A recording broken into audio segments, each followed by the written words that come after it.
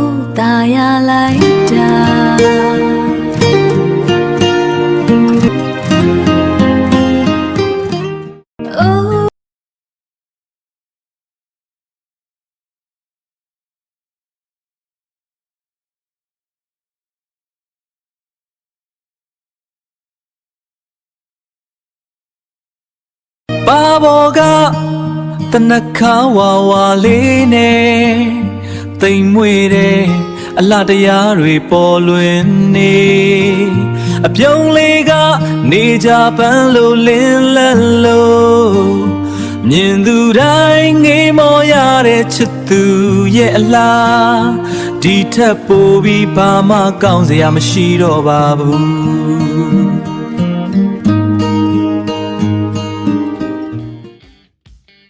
I will continue to share how I create AI from my imagination.